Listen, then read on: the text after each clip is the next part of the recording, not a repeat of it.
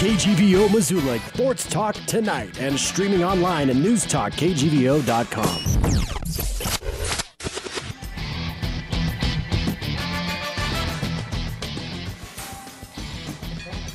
Hi there, ho there, Denny Bedard. This is Scott Guernsey, and oh yeah, I know you. It is Sports Talk Tonight with the Guerns and the Bedard. Yes, my apologies for last week.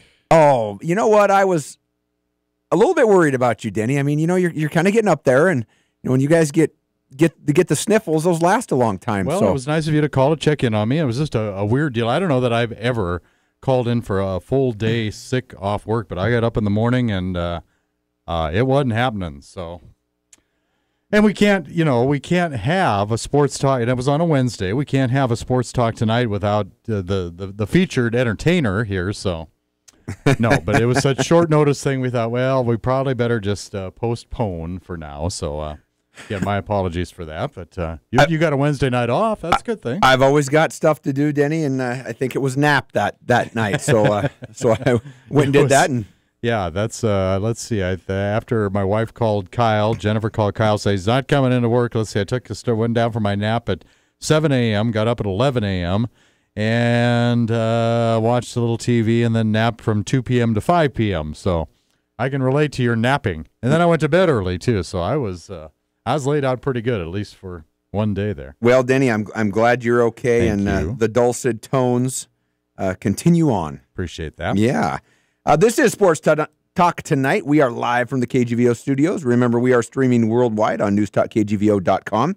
On the AM side of the dial, 1290. Over on the FM side, 98.3. Follow us on Twitter at Sports Talk Back.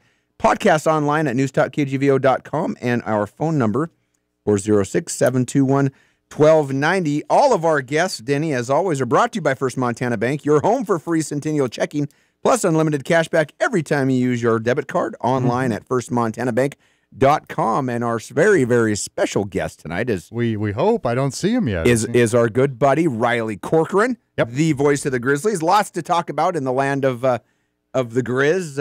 Big win last weekend against Savannah State, and a huge game, kind of the table setter for the season against Eastern Washington. Come to town for a night game. That is a good way to describe that. I mean, we've had, I guess you would describe uneventful kind of home games in the form of opponents that you're not used to seeing, and not necessarily the upper crust of our division in Valparaiso and Savannah State. But boy, the home conference schedule, like you say, it really gets going big time with Eastern Washington. We've also got Northern Arizona coming to town, North Dakota coming to town later down the road. North Dakota homecoming October, and then Northern Arizona in November, and even Northern Colorado. So a rough home schedule, but that's why I picked them so high in the conference standings, Gurns, by the end of the year, because I thought, well, home field advantage. If you're going to have home field advantage, you might as well have it against some really tough teams that are picked to finish high in the conference. So, well, and it's signature opponent coming in. I was, I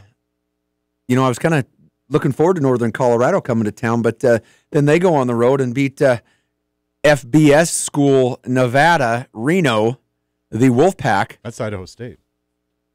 Wow, why did I say that? Yeah, just did. Northern Colorado put up 21 points against Colorado. Gave Colorado a decent game. Boy. You're right. Yeah. Hey, we still have to play Idaho State. We do down in there. Pocatello. Yeah. Yeah, great. That's what I was. See, I'm getting nervous. It's making me not be able to think. I know. Ugh. So, and I don't know. I guess the bitterest of bittersweet victories on Saturday. The Grizzly win over Savannah State. That crowd fell deathly silent about 2 minutes into the second quarter there when we lost our starting quarterback, Reese Phillips. And even where we were sitting, I mean, it happened, I think it happened roughly around the 40-yard line, the south 40-yard line. Mm-hmm. We're in the southwest section, but still a fair amount away from it. But you could just tell, even with all the other players standing around and medical personnel running out, and he is face down, and you're looking at that foot, and you're kind of, that isn't right, is it? I mean, something does not look normal about how that was placed. It was just one of those ugly.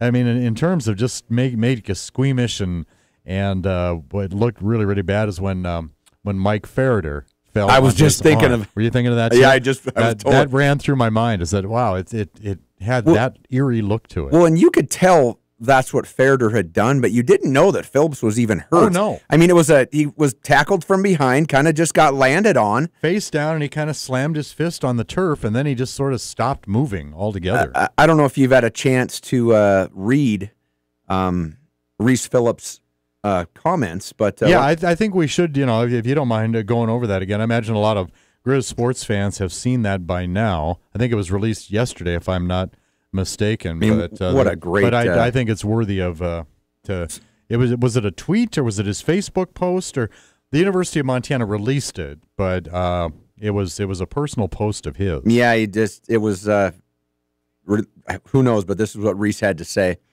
First off, I'd like to thank all of my teammates, coaches, and the fans of Griz Nation who have reached out to me and treated me like family during this time.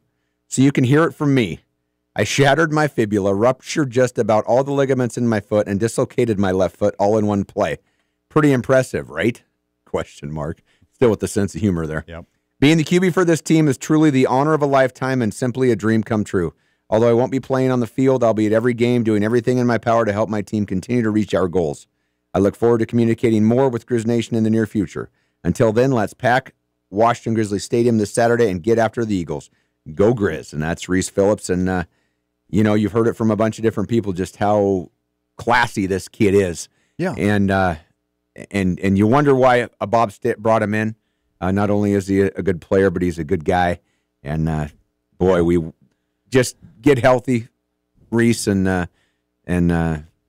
maybe we'll see you down the road. I don't know if he has any coaching aspirations at all. You got to believe the coaching staff. I mean, they don't have a paid position open, but you got to believe that if he wants to, as a training ground, I got to believe that they'd find something for him. Oh, he's gonna be in meetings. He's gonna be helping Griz Jensen out he'll learn a lot, like nobody's business. And he was very complimentary before this happened. I mean, even a couple of weeks ago, he was very, very complimentary. He's just a sincere guy. I mean, he couldn't be any further from. We talked about this. I think maybe in August sometime. This is not a kid that came here from. Well, I was in the SEC. I played at Kentucky. I know it all. Couldn't have been any further from that sort of personality at all. But I can remember him being quoted as saying, "Hey, this a few weeks ago before the season started. Griz Jensen is good. Is so good. He is the future of this program." Yeah, and the future's now. But and Reese, his goal for the whole season was to become a leader, become a team leader. He stayed here this summer, worked with the guys, ran things, ran drills. Everybody, and you could just tell, was behind him, and just a shame. The future is now for Griz Jensen, and I hate to be cold about it, but it's football. It's next man up, and we miss you, Reese, and I know he'd be saying the same thing. Hey, Gresh, let's get going and get us some wins. Yep. And as you and I talked about during the post-game show, if something that awful had to happen, I guess be grateful that it happened against a team that not a real strong opponent. It gave Griz Jensen essentially a little over, just about half a football game to sort of acclimate, get comfortable, start familiarizing with the situation. So if it had to happen, thank goodness it didn't happen against a team like, say, Eastern Washington. Well, and so he at least got to take the training wheels off, which I think is good. Well, and arguably the best debut of any Grizzly quarterback in memory. Those weren't bad numbers, that I can remember. 11 of 15, 3 touchdowns and an interception that was. Receivers got to maybe make a better play on that ball. I blame that on the receiver because he wore number 21, and he had these little alligator hands. Here comes the ball. But see, the play-by-play announcer's agreeing with me on this one, so you're outnumbered. But he had these isn't that what I just said? The receiver needed to make a better play on the ball? I think that's what I just said. Little tiny gator hands.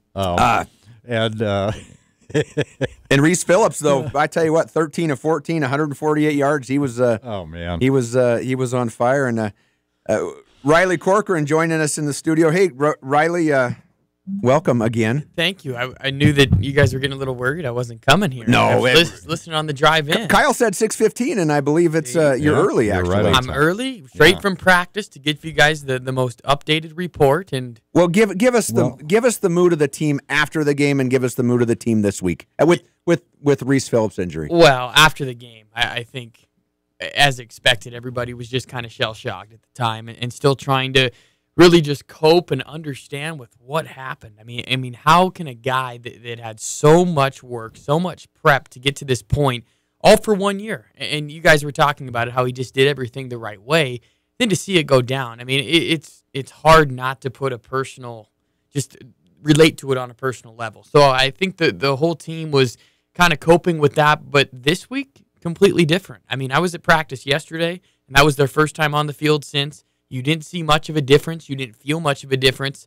And then today, it's surprisingly upbeat. These guys are ready to go, focused on the common goal. And we had talked about throughout the offseason how Coach Stitt wanted to change the culture, and especially through fall camp. And again, people might have thought it was lip service. Well, the proof is in the pudding now, because this team, to be able to overcome what they have, to still be able to be on the right path, I think this week is a true testament to that. And I feel that the team, with everything considered, is surprisingly upbeat getting ready for this game. Rally around the new guy? Absolutely. And Griz Jensen, and I've talked with Coach Stitt both, on an interview and just in passing, and he said, the aspect that you don't think about, and I admittedly didn't either, is that we knew in fall camp, I remember sitting in this exact chair talking with you guys about 5 weeks ago, and I said it's not that far off between Reese Phillips and Griz Jensen.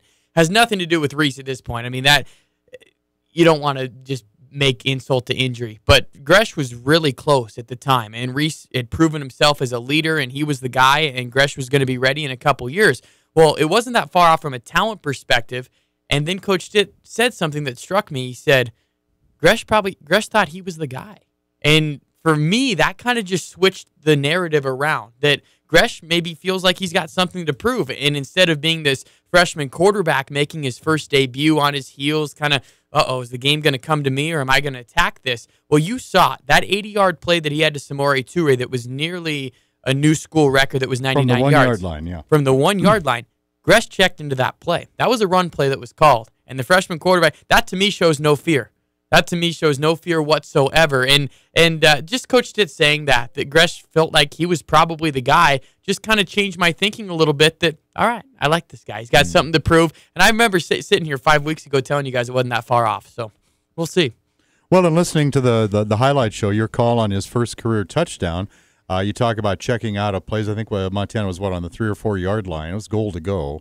And he sold a handoff to the running back, and then just found a gap. But you said he checked out of that into that as well. He checked into that as well, and that was Coach Stitt after the game saying, I've been waiting 3 years on an easy call like that, because you run it all the time. We've seen it. 4 wide receivers, 2 on each side, hands it off to the running back, probably Jeremy Calhoun, he busts through. Well, they jammed the box, and he's been waiting for a quarterback to check into that. And just the vision as a freshman in game number 3 was impressive, that he pulled that out, and how wide open was he? I mean, you could have fit a semi-truck, I think, through that hole. Yeah. You talk about the quarterbacks, Reese Phillips and Griz Jensen, being similar in a number of ways, and how close it was to determine who the starter was. And I guess the anatomy of a quarterback, about the same size guy, looks like he's pretty durable. He is. And what surprised me, being down there this week, and just being on the field and watching him work a little more, of course, paying a little bit more careful attention to it, every movement that Griz is doing. His legs and his lower half is actually very solid. And that is good as far as durability is concerned and being able to run. But as far as the skill set, I would say yes.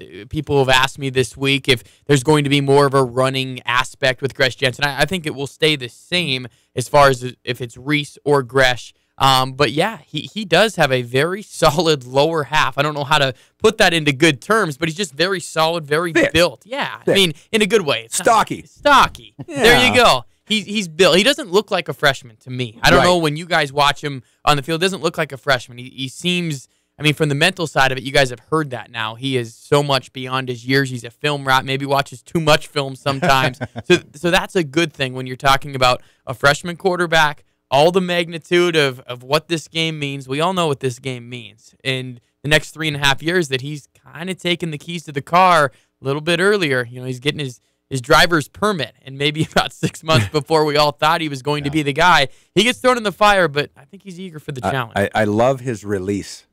He has a quick, he brings the ball. It's not a wind-up motion. It's not lengthy. It's right to the ear, and it's real compact. It almost looks kind of, it doesn't look funny, but it's uniquely his own. Yeah. Right? It's kind of the gunslinger. I don't like this NFL quarterback, but I did see a comparison that I kind of agreed with. It's Phillip Rivers. Rivers may not look right. I don't like watching Phillip Rivers play. Don't give because I'm a Broncos fan, of course. The Chargers. That's another factor of it. But we'll forgive you today. It's kind of a good comparison when you talk about it, just because of what Gurns is saying, how quick that he can get the ball out. I think it's completely different than Caleb Hill. Caleb Hill brings a lot to the table, but as far as the release is concerned, I don't think those two quarterbacks could be any more different, because Caleb Hill kind of winds up a little bit and uses his length all the way. Right. I got about a million questions after the break. We probably won't get to them all. The listeners do too. They can call in too if you have any questions for Riley, but we better get on to trivia here, Denny. We ought to do that. 721-1290. If you know Sports Talk Tonight trivia, we're brought to you by Fuddruckers, world's greatest hamburgers. Whatever you order off that menu, by the way, that includes elk and buffalo. Besides their terrific beef burgers, you get to top it yourself to make it exactly the way you want it. You just pile on your favorite toppings. $10 gift certificate to Fuddruckers on North Reserve. And from Brent at the crew at Happy Days Car Wash, a gift card for the Works Car Wash. If you haven't been to Happy Days lately, they have introduced some phenomenal vacuums back right behind the bay of Happy Days. Just incredible. So they have expanded that a lot. Got to check that out. At Happy Days, they're on Brooks between Fairbridge Inn and Pizza Hut. So we got the car wash card as well, 721-1290. If you know tonight's Sports Talk Tonight trivia. The Montana Grizzlies take on Eastern Washington Saturday evening. Now, if it was 1882, we would be playing a... I'm not. I don't know where this is going. 1882, we would be playing the Inland Empire College of Agriculture, B, the Spokane County Preparatory School, or C, the Benjamin P. Cheney Academy. In other words, the original name of Eastern Washington was A, the Inland Empire College of Agriculture, B, the Spokane County Preparatory School, or C, the Benjamin P. Cheney Academy. 721-1290. I am dying to give away some prizes, Gurns. All right, get on the Google, people, and give us a call. We'll make you a winner. We'll be right back with no time to Google. Riley Corcoran on Sports Talk Tonight.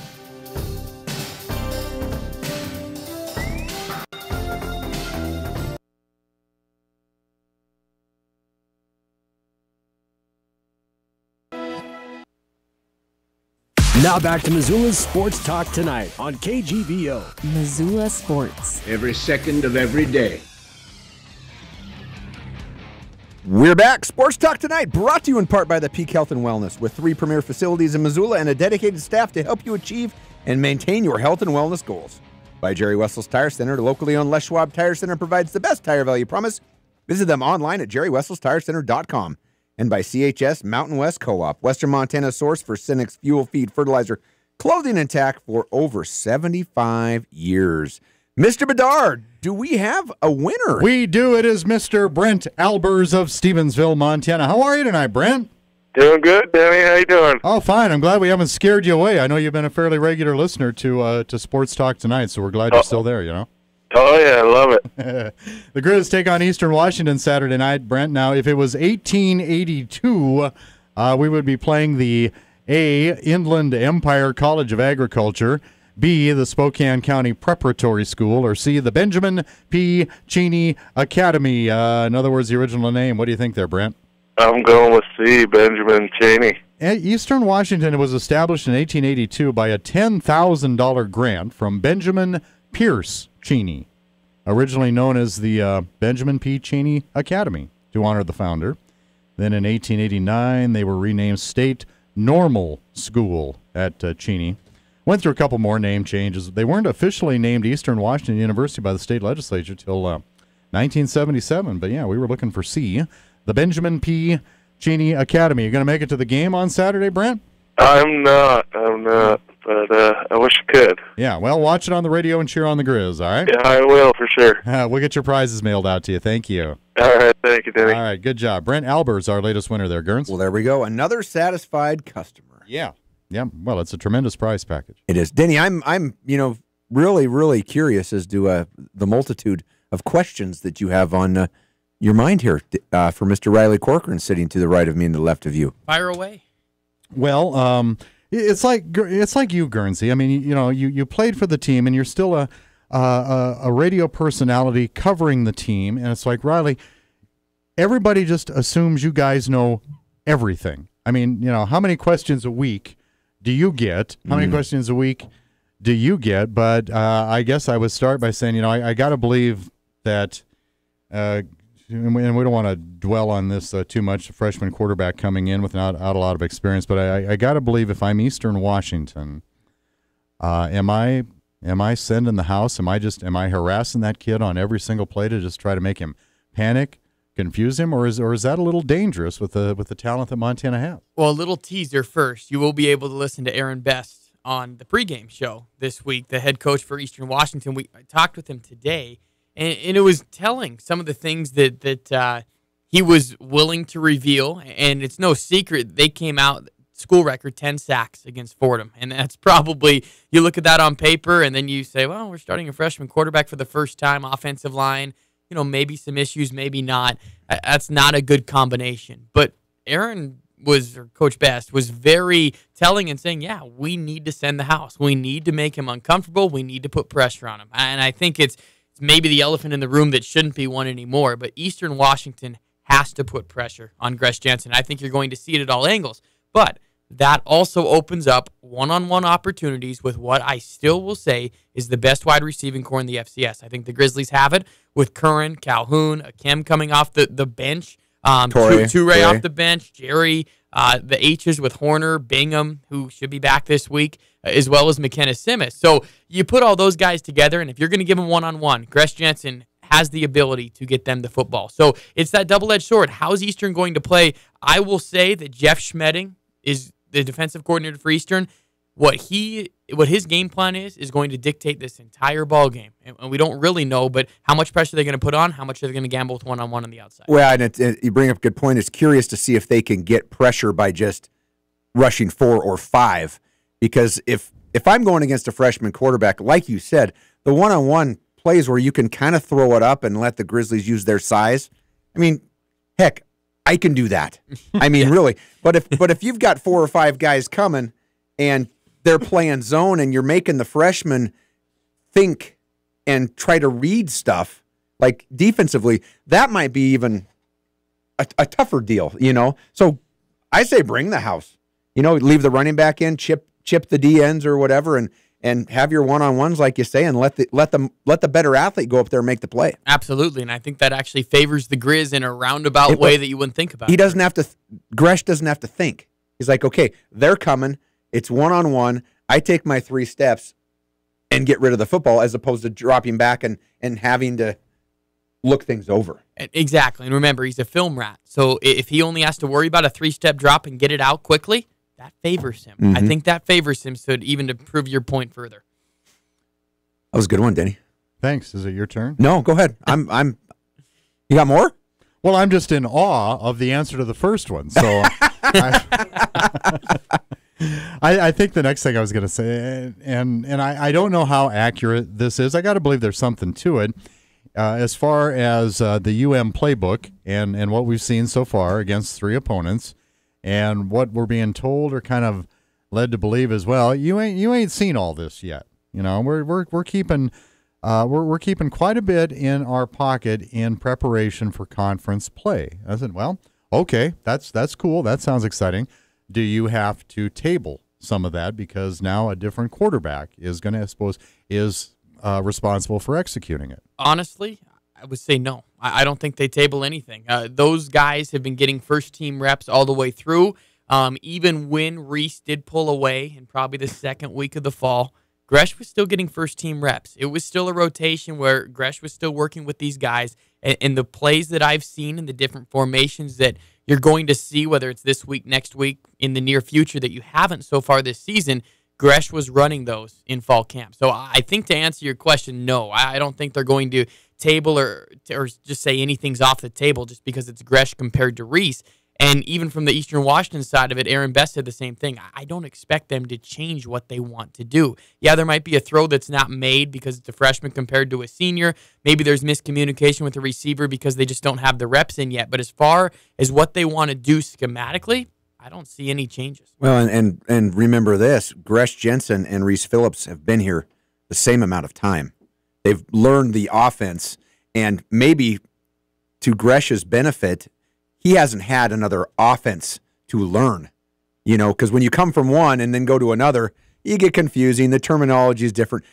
Gresh Jensen was in high school, and so they've both been here the same amount of time, so they should know the same amount. Wow, didn't really put that one together yet. That's pretty good. You are on your game today. Well, hold on. You did say Northern Colorado instead of Idaho State. Yeah. But you know what? That comment right there made up for it. That's an educated comment. Well, it was such a great question. College graduate. These are great questions you guys That's true. are being asked. Other side of the ball, Eastern Washington put nothing on the board. Granted, they played Texas Tech, I believe, their first game, and then North Dakota State's defense. They put nothing on the board. Then all of a sudden they hang 56 points in their third game. But did all the lights suddenly come on and Eastern Washington's great on the offensive side of the ball, or are the Fordham Rams kind of a stinky defense? Well, because Fordham was ranked, and they're still getting votes, although I don't put a lot of credence into Northeastern schools unless you're Maine. I don't know that the Patriot League is one of your powerhouse conferences. I can't say for sure.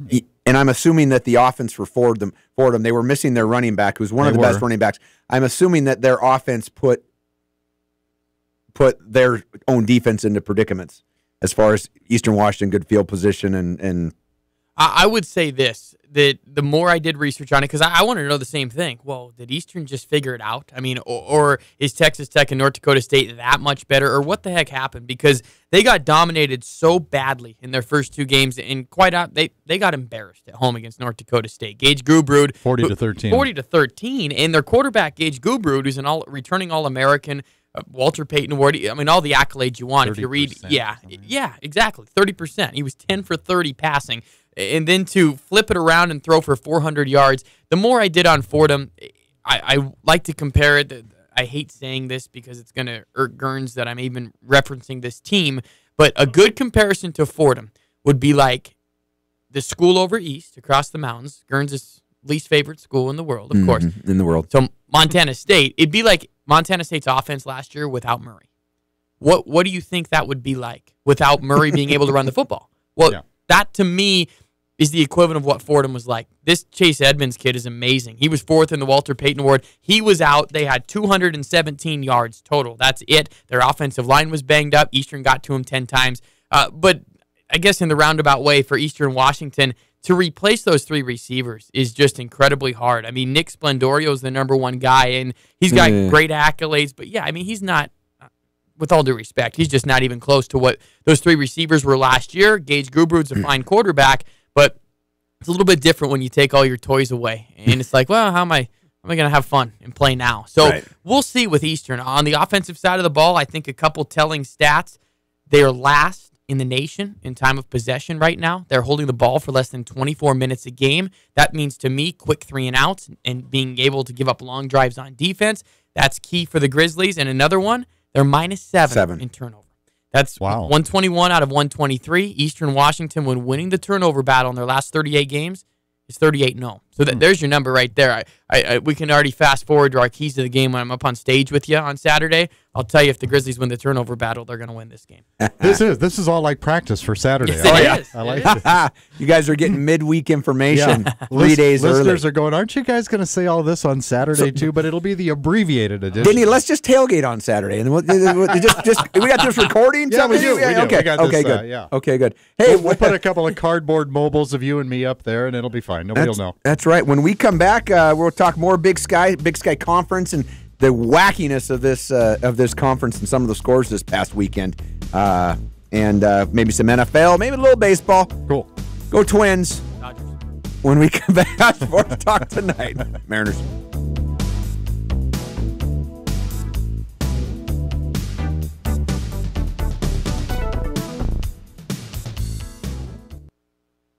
West in Missoula. Sports Talk Tonight, live from the KGVO studio. Missoula Sports.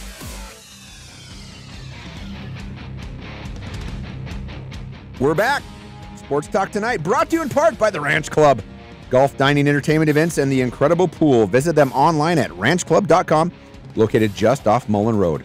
By Grizzly Liquor, located downtown next to the Iron Horse. Big Sky, big selection, and online at grizzlyliquor.com. And by the Orange Street Food Farm, locally owned and operated grocery store featuring the freshest fruits and vegetables, fresh meats, and a great beer and wine selection. And if you need some jerseys for this week's pink game at Washington Grizzly Stadium, Missoula Fresh Market has what you need. Really? Yes, they do. That's your pink headquarters. Right? Yes. Pink headquarters, Denny. All right. Sports Talk Tonight, your sports headquarters. You keep it fresh, so they keep it local. That's right. And pink. Aren't you guys going to sing the jingle? No, I just narrated the jingle. At the station, Mullins. Remember that jingle? Yeah. Oh, sure. boy. My friend Tom Schmidt. I tell you what, that's in my head for life. Yeah. I thought it was the dumbest jingle ever, but 10 years later, I'm still. Yeah. They came up with that when my friend Tom Schmidt ran the Mullen station. So. Wow. Yeah. Wow. Well, hey, it was a crazy, crazy week in the Big Sky Conference. Montana steamrolling Savannah State 56-3. Not wholly unexpected. We've talked about Eastern. They go to Fordham and take care of those guys 56-21. But you look at the rest of the Big Sky Conference. Let me just go over the stuff that doesn't surprise me. Weber State 31, Sac State 24. Whatever. Colorado 41, UNC 21. A little surprising because UNC put up 21 points, but Colorado is no University of Washington. And just to interject, Colorado was looking ahead at Washington because that's who they played this week. There you go. One of those things. But there you go. But one that it's slightly surprising, Southern Utah 24, University of Northern Iowa 21, although Northern Iowa not quite as strong since we beat them last year, basically. But then you get to the games that the two games that were real interesting. Bobcats had a bye. They were doing whatever. UC Davis goes to Portland State, and Dan Hawkins' squad, former Colorado coach, and former Boise State coach, who actually I hear can't even hardly coach, to be honest with you. It was his assistants at Boise State that, as he proved when he went to Colorado, he didn't do anything. Go to Portland State and take care of the Vikings 37-14. And I guess my thinking was they start a true freshman quarterback, Portland State does. And some days he's going to be on and some days he's going to be off. That's about the only thing I can say. What do you know about the game? Honestly, UC Davis is becoming, they're going to play that role this year of spoiler. They're not going to be good enough to make the playoffs, but they're a team that's going to have a couple surprising wins in the Big Sky that might change the landscape of who is the conference champion. Like this past week, that was, whoa, what happened there? I think Portland State, and we play them next week, so I may be thinking a different tune then, but we were all so hyped up about Portland State. Wow, they had two really good losses, and I understand the difference between FCS and FBS. I really do.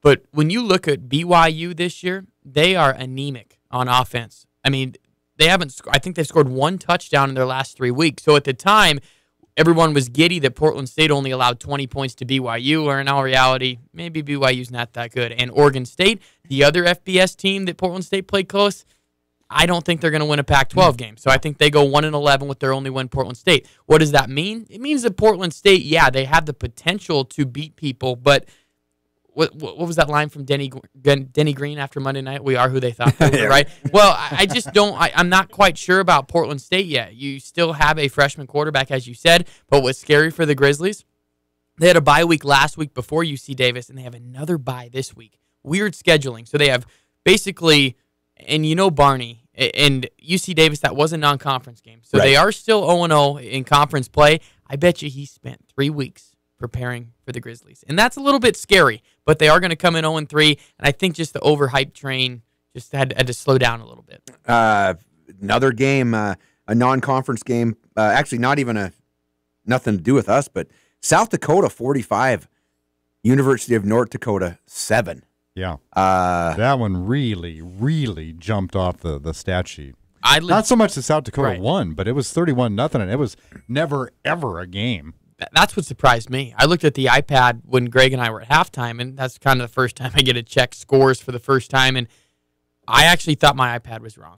I couldn't even believe that it was 31-0, and I think it's twofold. I think South Dakota is really good, the Missouri Valley. I mean, let's just strike up the court again. Same like Missouri Valley's dominant. They've got five or six teams that could compete. Yes, we know that. But North Dakota is very banged up, and it kind of got hidden a little bit because they blew out Missouri State, and against Utah, some of these injuries happened. But I want to say they're down 6 or 7 starters. Their linebacking core is down to maybe 1 starter and a couple third stringers in there. So they're just extremely banged up.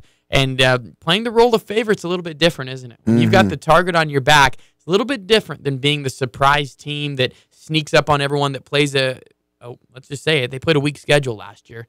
Now you go on the road at a rival, you get smacked. What are you really made of? We're going to find out in the next couple weeks. When you look at the in the standings, in the national rankings, North Dakota State 2, South Dakota State 4, South Dakota 13, North Dakota 17. 4 teams, all the Dakota schools in the top 17 in the nation. Can you believe that? That's crazy. Wow. That's great. And I don't know if I'd want to play any of them, at least in this point. No. Eastern Washington coming in at 11, Weber State 23rd, Southern Utah 30th, Northern Iowa, I always look at them, 31st, University of Montana 32, ISU 44, Davis 45, Cal Poly 50. I don't know how they even garner any votes. 0-3 without you saw Joe Prothrow's out for the year, their fullback. Oh, well. So, the last game, though, this is the one that I was watching the end of this. I was too. Idaho State goes on the road in Reno and beats Nevada 30-28. Now, Idaho State didn't get that good that fast. I'm going to tell you that.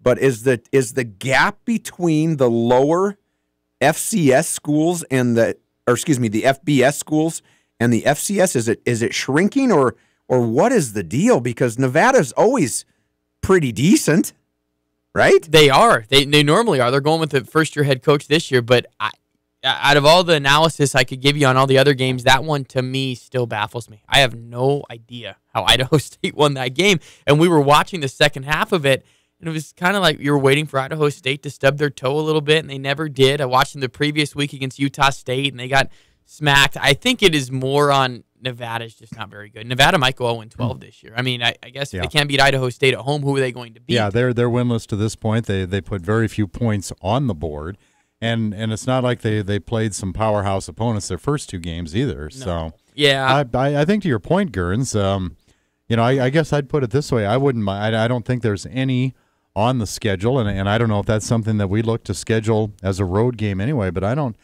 think the University of Montana has any of the schools that you would put in that category on their schedule down the road from the FBS, i.e., we just played Washington, got Oregon on the schedule. Well, and but we don't have a Nevada, a Utah State. I don't think teams like that will schedule us, to be honest with you. Yeah. And I see why Nevada would schedule an Idaho State because they think, well, we're going to beat these guys. But if you look at the game stats, Nevada pretty much dominated. 7 more first downs. They had more total yards. 10 more minutes in time of possession. But look at the turnovers. 3 turnovers Nevada had. Idaho State had none. So took care of the ball. Look for that, the difference of the ball game, I guess. Yeah. Crazy. Just build a big lead, did they not? It was like 30. It ended up being 30-28, but I think it was 30-7 at one time in that ball game. I think you're right. Yeah, it was 30-7 with 10 minutes left, and then they kind of just held on for dear life at the end. And Idaho State, I mean, congratulations to them. Give them credit, but I still would feel very strongly about a prediction that Idaho State won't win more than one Big Sky game. I really will stick by that. So I hope they enjoy it. And Coach Fennessy was fired up on the conference call today. The number he kept saying was 13th. 13th. That's where all the coaches picked us, dead last. That's where all the media picked us, and that's where we're at right now. We're starting over. And what are you in the Big Sky Conference, Rob? 0-0. Yep. Exactly. Everybody, just like everybody else. Exactly. I guess that just goes to show you that, you got to play every game. You got to take every opponent seriously, and you just never know on any given Saturday. It's who shows up. So, anyways, those are my words of wisdom. We're going to take another quick break. More with Riley. We'll have Stupid. We'll have Steel when we come back on Sports Talk Tonight.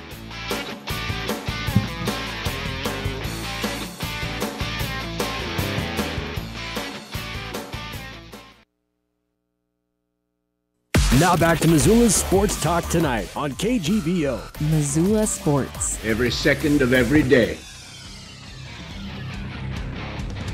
We are back. No, Sports Talk Tonight. Gurns and Bedard. Brought to you in part by Bell McCall Ford. Great selection of new and used cars, trucks, and SUVs. Bell McCall is your locally owned low-cost auto dealer for over 100 years in beautiful downtown Hamilton. And by Granite Pharmacy, locally owned and operated pharmacy on South Avenue between Shopko and Big Sky High School. Find them online at granitepharmacy.com.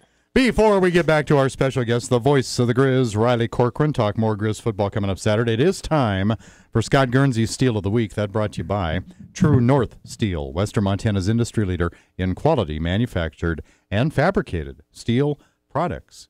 No fabrication here. Guerns, your Steel of the Week. Oh, the Steel of the Week. The poor San Diego Chargers. Poor Superchargers. Poor Chris Anderson with his team that hasn't done anything since they got crushed in the Super Bowl. And he ate Melvin Gordon. And he ate 5 plates of spaghetti and passed out. I was there. But back-to-back weeks.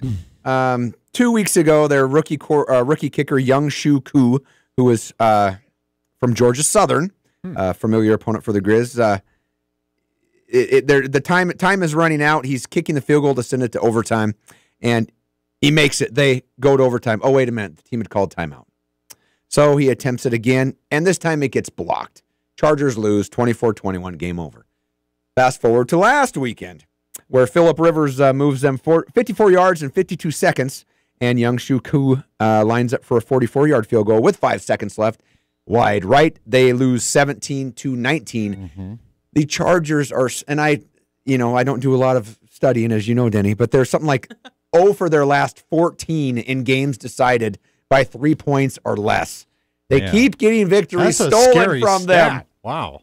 Either they lose it or it gets stolen. Yeah. Whatever. That's my Steel of the Week. That brought to you by True North Steel, Western Montana's industry leader in quality manufactured and fabricated steel products.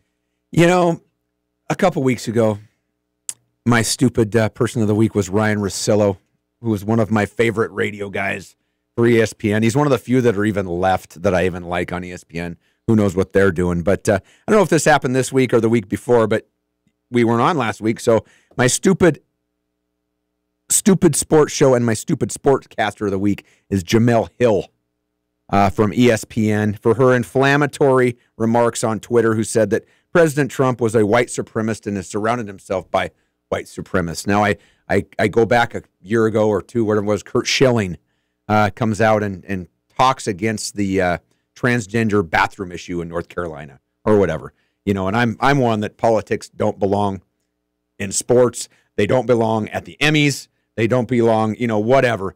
Kurt Schilling gets fired. Jamel Hill gets nothing. It's like ESPN, either be consistent or not. I mean, you can't, about our president. I mean, what do you say that? That's just, there's no place for it in sports, to be honest with you. And ESPN numbers are, they're not exactly on the uptick, are they? They're, you know what, and what I've read is they're trying to go digital because that's kind of where everything is going, but they're firing all of their longtime people that are, they're familiar with. They've liked them for years. I mean, John Clayton. I mean, really, John Clayton. How do you, especially after that commercial he made with the heavy metal thing, Mom. I mean, that was the best. Anyways, I don't think they know what they're doing, and honestly, they have shifted way to the left, and as most other media outlets have done, and it's just there's no place for it. But anyways, that's my stupid whatever of the week. ESPN Jamel Hill. I would say that.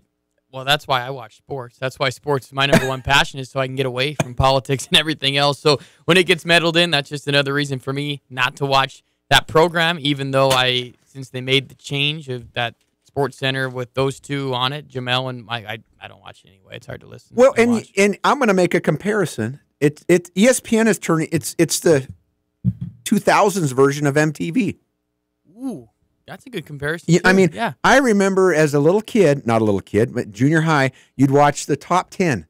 You come home from school and watch the top 10, and it was videos, and it was cool, and it was videos, and then it was the real world. And now you can't even. Now you got to turn on VH1 on Saturday morning to watch the top 20 countdown. I want my 80s. Yeah, and ESPN is the same thing. You used to be able to watch highlights, and now there's more talking. There's more. It's people yelling at each other. That's all it is anymore. I mean, you're just seeing debate show after debate show after debate show nonstop with just different people interchanging in the chair. And can you tell me who in the hell likes to listen to Dan Lebitard and Stu Gatz?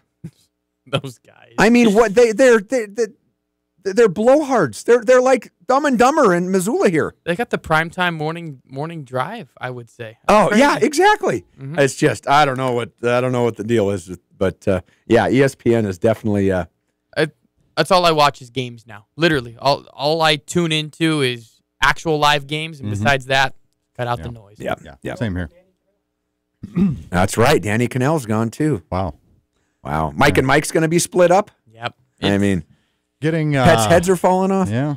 Getting back to play-by-play, how does a play-by-play announcer and his extremely enthusiastic color analyst, who I adore, of course, we all do. Yeah. Yahtzee! Yeah. Blocked! Bingo! Love it. Parcheesi! But that was not the case 2 minutes into the first quarter. How do you guys handle a situation? I mean, I suppose you go to a commercial break. That's one solution because there was a media timeout in there. But how do you handle on air trying to talk about what just happened to your starting quarterback? That's got to be a challenging thing for a play-by-play and a color analyst to do. It was really tough. Initially, it was, and then I went back and listened to it a couple days later, and I was pleased with how we both handled it because that's just so hard. And as I was referring to earlier, the human element comes into it. And, of course, we're supposed to say, stay, quote-unquote, objective and all of that stuff. But when you get to know someone like Reese, especially in his age, I mean, you can't help but feel for him. How we handled the situation right away, and I'll admit it, I think during the play, nobody knew it happened. During the actual play itself. So because it didn't look like the kind of play where something would happen. Exactly. And I think I did make the comment that, wow, Savannah State, Phillips goes down. Boy, Savannah State is really putting some pressure on Reese Phillips. And I said that Sundberg is starting to look at the scene, and we all know it's not good. And I think there was probably 10 seconds of silence, which I feel is the best thing you can do in that point. The worst thing you can do is over-talk, try and overanalyze, let the situation breathe a little bit. We did that. We did go to a break. But, of course, he was down there for multiple minutes, and we were only a minute and a half break. So when we came back, we kind of segued, and we're just trying to describe the situation. Phillips has a towel over his head. They're bringing the card out. The whole team's around him. The stadium's silent. I can't imagine what's going through his head, his family's head. I mean, you just start taking the stories and putting it together. I referenced the 1,766 days again, just that he waited that long to get his opportunity. It's crazy this is happening. And then, and I'll give Greg a lot of credit for this because I kind of steered the conversation to now, if we can segue at any point possible, what is going through Griz Jensen's head? He's warming up right now. And then Greg kind of followed the lead and then really got after it. I got to give Greg a lot of credit because then we started changing the narrative to this is as sad as it can get. We can't believe this is happening. But how do you try and transition? And the next transition is, well, what's going through Gresh's head? He's 19 years old, and the guy that is his friend that he's looked up to, that he's beside every single day, right? His mentor, if you will, is down, but the whole team is relying on him to pull the team out of it. So that's kind of how we segue. But boy, that was very, very tough. And looking back at it in retrospect, it's very even tougher. It's interesting how resilient athletes are We had a thing in high school. It was in regards to the Turks over in Europe. It was, when the soldier goes down, and I hate comparing football players to soldiers because it's apples and oranges, but it's next man up, and you feel for the guy, but the resiliency and the mental toughness that some of these kids have, you just gotta make your peace with it, so to speak, and just move on. And the biggest thing, and I don't know if you guys saw the image, but to see Reese Phillips at practice I couldn't even believe it. 3 days after surgery, and he said he's not going to miss a game. And I know you guys read the statement, which was so well put together. And that was just Reese saying, hey, I can't respond to everybody on Twitter. Can you put out a statement? And that's all it really was. So the statement was perfect, and he said he's not going to miss a practice or a game. He's out there on a golf cart, guys, with four pillows to keep his left leg alleviated. Is that the right word? Elevated. No. And pain alleviated. Right, there we go. Thanks, Kearns. Way to cover for me there. But just to see him at practice, and he is following around the offense like he would as a quarterback, wherever they go from drill to drill. He's driving the cart, around. And he literally is right there behind Gresh every play. It's amazing to watch, but it also shows you this team, how close they really are, and they've talked about overcoming adversity. Boy, there's no bigger adversity than what they're facing now, and Reese Phillips is a phenomenal leader in every sense of the word. Well, he can't be on the sideline during the game, though. Where will he be? Will they make a place for him up in the stands? He will be on the sideline. I don't know how they're going to make it. They're not. I'm surprised they would allow that. Yes. Okay. Good. Yeah. Cool. Where there's a will, there's a way. Grizzly Football Coaches Show tomorrow night. Riley and I will be there. That's 6 to 7 live at Brooks and Brown's Holiday Inn. You are invited to come down, have a bite to eat if you like, listen to the show, or just watch it right here on the radio, this station from 6 to 7 tomorrow night. We'll be on the air at 4 o'clock with the statewide tailgate show Saturday afternoon. Riley will be there about 4:30. Yep. Right. To keys to the game. That's right. Keys to the game, which you've already heard. So we've had a great practice today. Yes, we have. Yeah, first team. Lord knows we need it. I know. Riley, thank you for coming on, man. Thank you, guys. Always a pleasure. Always great to see you, Riley. Always fast, and we look forward to doing it again. Can't wait anytime. Denny, we will see you on Saturday. And you got it, buddy. Next Wednesday, Sports Talk Tonight. Gurns and Bedard, we're out of here.